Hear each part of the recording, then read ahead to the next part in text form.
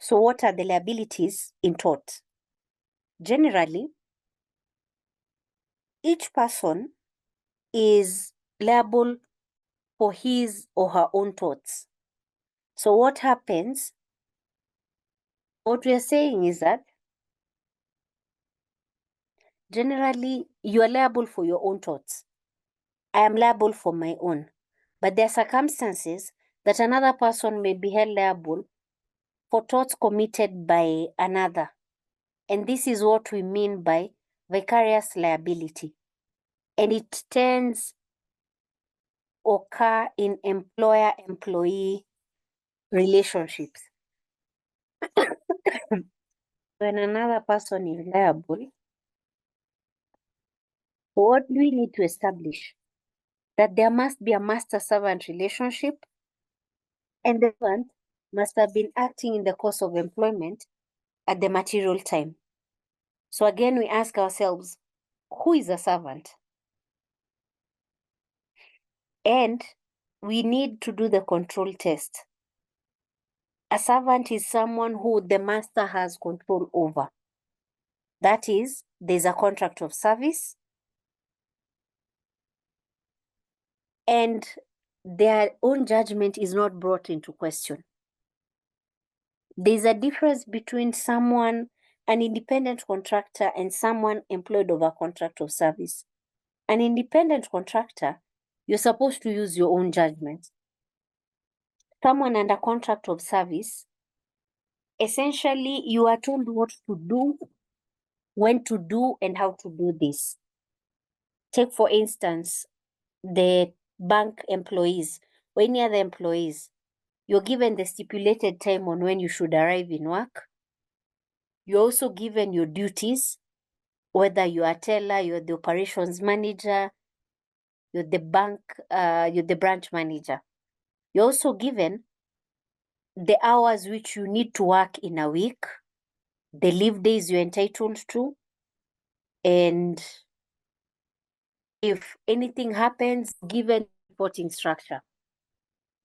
But an independent contractor will set his own timeline, will set his own guidelines, and he will follow them through. And the nature of the employment test is someone who has a contract service, you are an employee. That is an employment contract where you sign that you have applied for this job, you've been accepted, this is your pay, this is what you're entitled to. You may get bonuses, you get 21 leave days, or others depending on your workplace. Essentially, there's a contract. And we ask ourselves, what is the course of employment?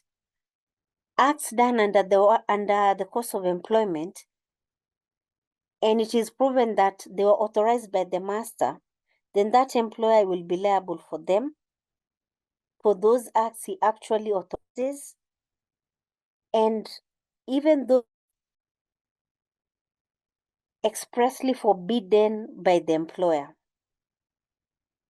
And what happens is term in common law into contracts of employment, an employee asks that we have signed this contract. We should take reasonable care at all times and employ our skills that we use to get this job during the course of employment. A job is advertised, and there are the requirements: academic, professional. There are also skills that are required of you. So the assumption is, once you get the job, you use those requisite skills to do this job to the best of your abilities, as well as not be negligent in any way. So what happens when you're negligent in pursuing your duties? We go back to the example of the bank teller and a customer. So a customer comes and wants to withdraw money from an account. as the bank teller for proof of identity. Whose account is this that you need to withdraw from? And the customer provides probably the ATM and an identity card.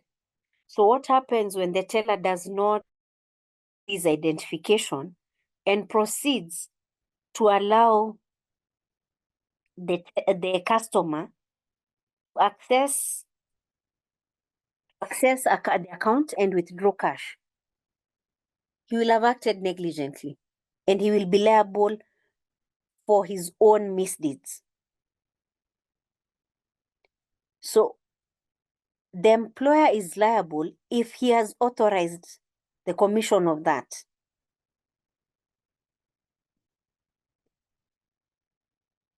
And this, we talk of Ellis versus Sheffield Gas. The defendant had no authority to open up the street. Yet they employed a contractor to open trenches and lay gas pipes. So when the contractor left a heap of stones, the defendants were liable since the contract was an illegal act.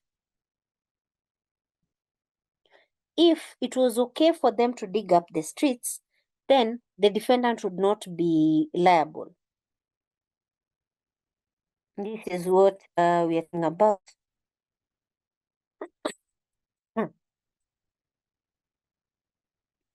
We also talk about strict liability. We were talking about vicarious, where someone is responsible for the acts of another.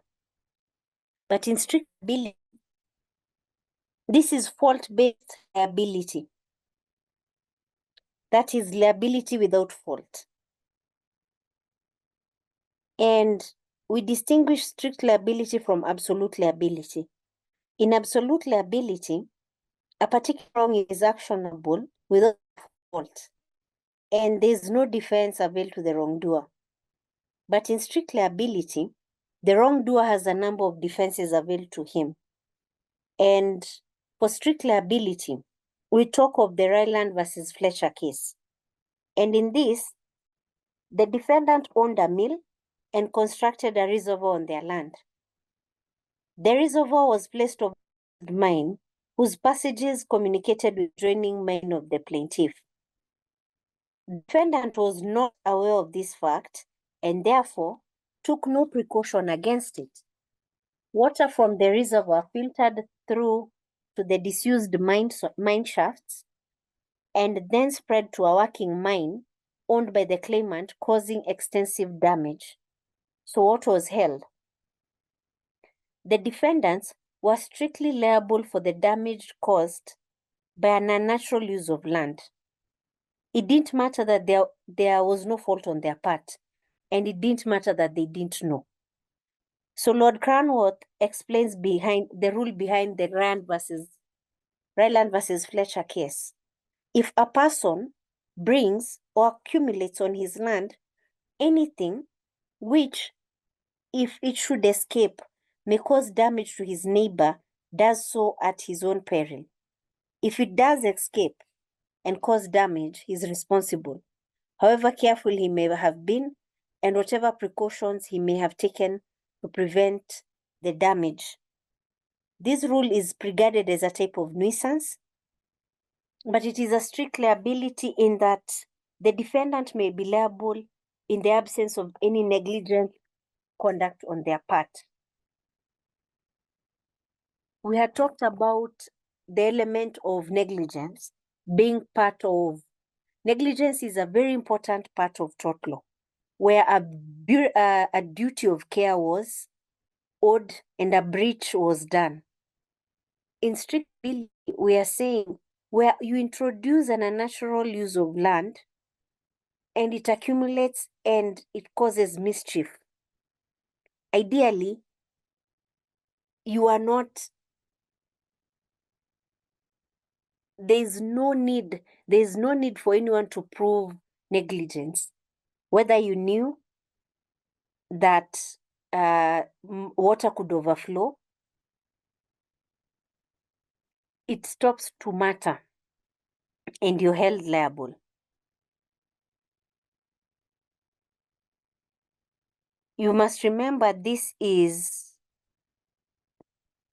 a general rule, and we will go through it.